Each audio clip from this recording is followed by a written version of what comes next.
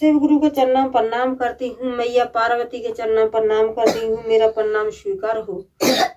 साहेब भैया के चरणों में प्रणाम करती हूँ। नीलम दीदी के चरणों में प्रणाम करती हूँ। मेरा प्रणाम स्वीकार हो। सभी गुरु बहन गुरु भाइयों को प्रणाम करती हूँ। मेरा प्रणाम स्वीकार हो।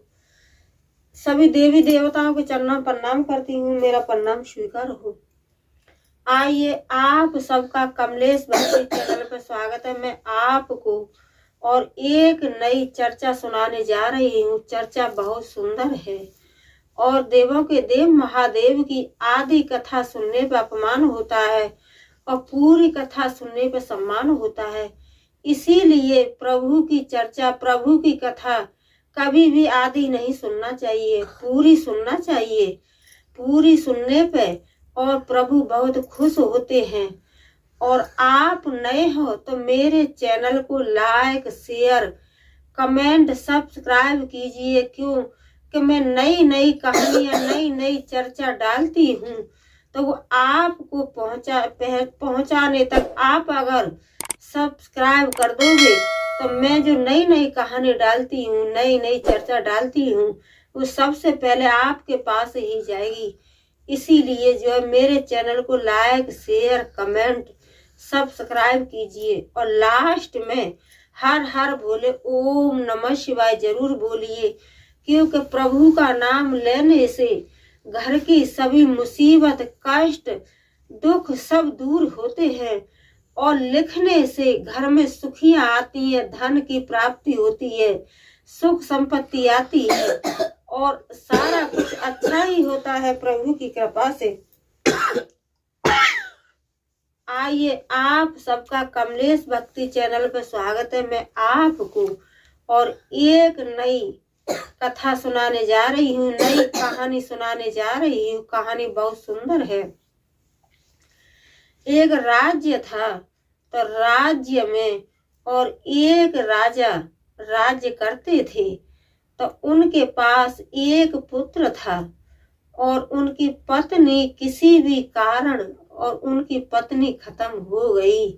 तो राजा ने अपनी दूसरी शादी कर ली। तो जो घर में वो आई थी वो उस लड़के से बहुत चिढ़ती थी, बहुत टेंशन लेती थी। तो राजा ने और अपने पुत्र का एडमिशन स्कूल में करा दिया। तो वो थी राजा की जो दूसरी वाली रानी थी, वो मना करती थी और कहती थी कि यह मेरा पुत्र नहीं है और मैं इसके लिए न खाना बनाऊंगी और न इसके कपड़ा धोऊंगी और इससे मुझे कुछ मतलब नहीं है। और राजा साहब आप जो है इस पुत्र को रखो महल में या मुझे रखो, मैं इस पुत्र के साथ नहीं रह सकती हूँ। तो राजा से रानी इसी तरीके से और हट करने लगी। तो राजा ने क्या किया कि राजा ने और अपने बाहर जो नेम प्लेट लगवा देते हैं, ऐसे ही राजा ने और एक नेम प्लेट लगवा दी कि मेरे बेटा तू स्कूल से आएगा तो तू घर में नहीं आना, तू महल के अंदर नहीं आएगा और तू मेरी तरफ से कहीं भी जा सकता है। तो बच्चा बड़ा था। तब जब बच्चा ने नेम प्लेट देखा महल के दरवाजे पे लगी हुई तो बच्चे को बहुत गुस्सा आया और बच्चा उल्टे ही पांव अपने जंगल की तरफ, दूसरे राज्य की तरफ लौट गया।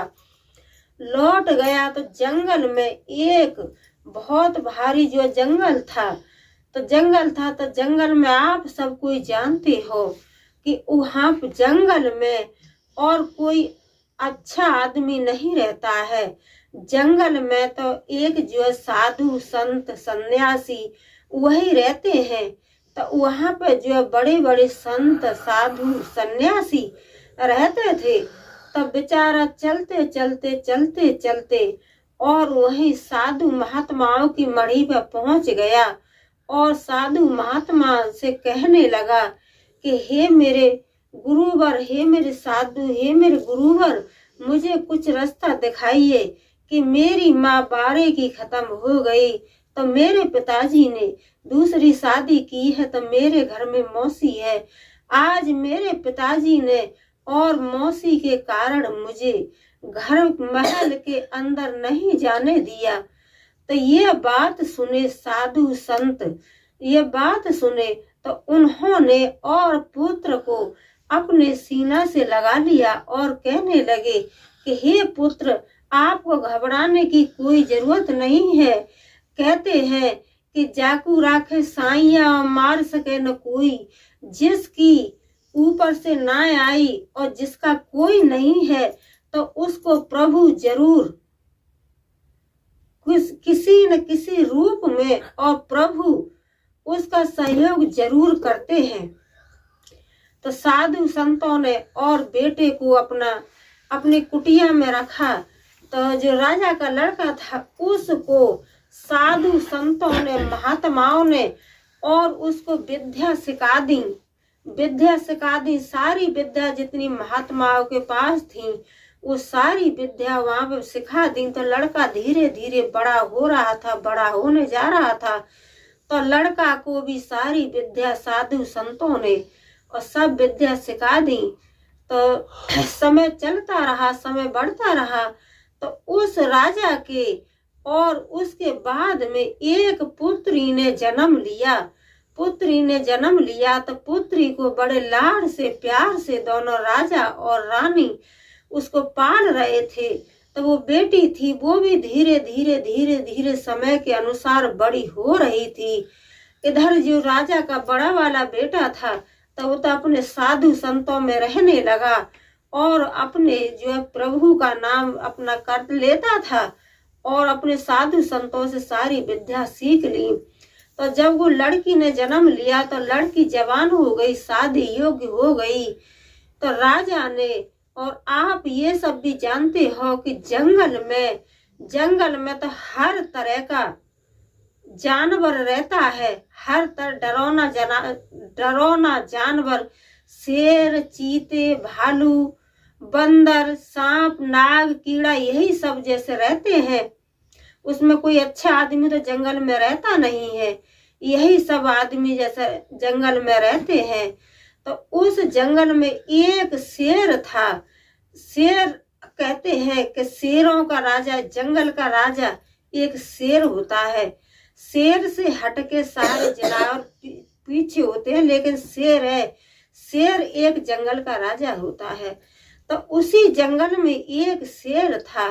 तो राजा तो उस बात को भूल ही गया था। राजा ने तो कहा कि मैंने अपने पुत्र को निकाल दिया है, तो मेरा पुत्र जीवित कहाँ है? और वो तो किसी न किसी जानवर ने उसको खा लिया होगा, मार दिया होगा, तो उसका तो कोई नाम निशान है ही नहीं। तो राजा ये नहीं जानते थे कि मेरा पुत्र साधु संतों के पास में रहता है और साधु संतों से विद्या भी सीखता है। तो जो राजा थे उनके कन्या हुई थी, तो कन्या तो जवान हो गई। तो राजा ने एक शर्त रखी थी कि जो इस शेर की कोई पूंछ काट लेगा, मैं अपनी बेटी की शादी उसी के साथ कर दूंगा और अपना आधा राज्य भी दे दूंगा। तो ये राजा ने एक शर्त रखी थी कि जो जंगल का शेर राजा है उसकी पूंछ काट लेगा तो उसके साथ मैं अपनी बेटी की शादी भी कर दूंगा और आधा राज्य भी दूंगा। तो ये बात कैसे हो करके आप सब कोई जानते हो कि बात इंसान कितनी छिपाएगा। कभी न कभी हवा के झोंके जैसी हवा धीरे धीरे हवा चलती है, इसी तरीके से धीरे धीरे बात भी सारे में फैल जाती है। ये नहीं है कि आदमी कहता है कि हम कोई बात बोलेंगे वो वो चली जाती है। वो धीरे धीरे जैसे हवा चलती है, हवा का झोंका, उसी तरीके से बात भी धीरे धीरे आगे बढ़ती रहती है।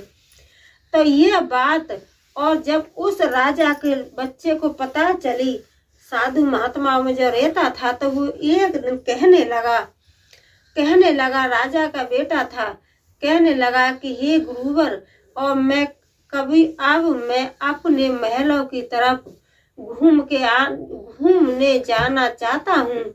और माँ, मेरा है तो कुछ नहीं, लेकिन मेरा जी चाह रहा है उधर घूमने के लिए। तो जो साधु संत थे उन्होंने विद्याएं तो उसको सारी सिखाई दी थी। वो तो विद्याओं से हर किसी को और अपने कब्जे में कर ले। आप सब कोई जानते हो कि जो बड़े बड़े साधु महात्मा होते हैं तो उनके पास विद्याएं जरूर होती हैं, जो असली साधु होते हैं। और जो साधु होते हैं तो उनके पास कुछ नहीं। तो साधु महात्मा भी, मुझे कोई जलन नहीं है किसी से कौन क्या कर रहा है, पर जो अपने सच्चे दिल के साधु है, महात्मा है, ज्ञानी है, उनके अंदर जरूर विद्याएं होती हैं। तो राजा के पुत्र ने जा रहा था, साधु कहने लगे कि बेटा आप जा सकते हो उधर। तो राजा का बेटा जब जा रहा था तो रास्ते में और वही शेर, एक शेर मिल गया। तो राजा के पुत्र ने और शेर की जो है पूंछ काट दी और अपने उधर उसी राज्य की तरफ निकल गया। तो सबको पता, उन्होंने सबको बता दिया कि एक लड़का, एक राजा का राजकुमार आया है और उसने शेर की पूंछ काटी है। राजा साहब, एक राजा का पुत्र है, उसने एक शेर की पूंछ काटी है। जो आपने शर्त रखी थी तो उस राजा के लड़के ने आपकी शर्त पूरी की है और अब आप उस लड़के के साथ अपनी बेटी की शादी कर दीजिए, राजकुमारी की। और राजकुमार ने तब पूंछ काटी है, उसने तुम्हारी शर्त पूरी की है। तो यह बात जब राजा को पता चली तो राजा अपना घोड़ा पर सवार हो करके और अपने वहां पहुंचे और उससे कहने लगे कि पुत्र, तुमने जो शेर की पूंछ काटी है तो मैं अपनी बेटी की शादी तुम्हारे साथ कर दूंगा और अपना आधा राज्य भी दे दूंगा। तो उसको ये तो पता नहीं था राजा को कि ये मेरा ही पुत्र है। राजा और रानी तो समझते थे कि हमारा पुत्र तो जंगल की तरफ गया था, तो जंगल में शेर, चीते, सांप, भालू, उल्टे सीधे डरावने पशु पक्षी रहते हैं। तो हमारा बेटा तो किसी ने मार करके खा लिया होगा, मार दिया होगा। लेकिन ऐसा कुछ नहीं है जो कहते हैं कि जिसको राके साइया मार सके न कोई। जिसके सर पर प्रभु की छत छाया है उसको कोई नहीं मार सकता है। तो राजा साहब गए उसके पास और कहने लगे कि आपने मेरी शर्त पूरी की है तो मैं आपको आधा राज्य दूंगा और अपनी पुत्री की शादी तुम्हारे साथ ही करूंगा, क्योंकि आपने और मेरी शर्त पूरी की है। तो राजा भूल गए, लेकिन लड़का नहीं भूला था। लड़का को अच्छी तरह से पता था कि ये मेरे पिता हैं और ये मेरा महल है, लेकिन राजा सब कुछ भूल गए थे। तो जब राजा ने इतनी बात कही, बच्चे ने ये बात सुनी, तो बच्चे ने जो नेम प्लेट पर नाम लिखा था वही बेटे ने पढ़ करके दिखा दिया कि पिताजी, आप वही पिताजी हो कि आपने मुझे घर से बाहर निकाल दिया था और मैं आज एक आपकी शर्त नहीं, मैंने तो अपना वो किया है। तो आप मेरे पिता हो और वो मेरी बहन है, मैं कैसे शादी कर सकता हूँ पिताजी? न मुझे आपकी कोई धन दौलत राज्य पाठ, मुझे कुछ नहीं चाहिए और मैं तो अपने साधु संतों के पास रहता हूँ और अपना वही विद्याएं सीखता हूँ। तो ये बात राजा ने जब सुनी तो राजा को बहुत कष्ट हुआ, बहुत दुख हुआ। तो बेटा से हाथ जोड़ करके राजा कहने लगे कि बेटा, मुझसे गलती हो गई और तुम अब अपने महल चलो। बेटा, मुझसे गलती हो गई। तो राजा का लड़का था, अपना पुत्र, उसने और साफ करके मना कर दिया कि कोई किसी का पिता नहीं और कोई किसी का बेटा नहीं। आप मेरे पिता नहीं और मैं आपका बेटा नहीं। मुझे न आपका आधा राज्य चाहिए और न मुझे आप चाहिए। तो राजा का बेटा इतनी बात बोल करके और अपने घोड़ा पे सवार हो करके फिर अपने जंगल की तरफ चले गए और वही साधु संतों में रहने लगे। और राजा थे, राजा अपने महल में ही रह गए। तो यही कहते हैं कि कभी भी किसी को और सताना नहीं चाहिए, सताना नहीं चाहिए। क्यों कि अगर कोई निर्दोष है तो उसे सताओ मत। जब तुम किसी को हाथ पकड़ के उठा नहीं सकते हो तो उसे तुम्हें मतलब गिरने का भी कोई हक नहीं बनता है। सबके साथ में जितना हो इतना अच्छा करो। अगर आप किसी दूसरे के साथ में अच्छा करते हो तो प्रभु आपके साथ में अच्छा करेंगे।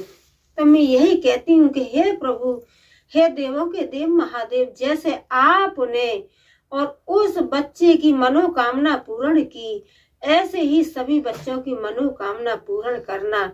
और राजा का बेटा अपना मस्त साधु संतों में रहने लगा और उसने न राज्य लिया, न धन लिया, न दौलत ली, उसने सब कुछ अपने पिता को ही अर्पित कर दिया। राजा अपने महल में रह गए और लड़का अपना दोबारा से अपने साधु संतों में रहने लगा, संन्यास ले लिया। बोलो मैया पार्वती की जय, बोलो शंकर भगवान की जय, बोलो सच्चे दरबार की जय। हर हर महादेव।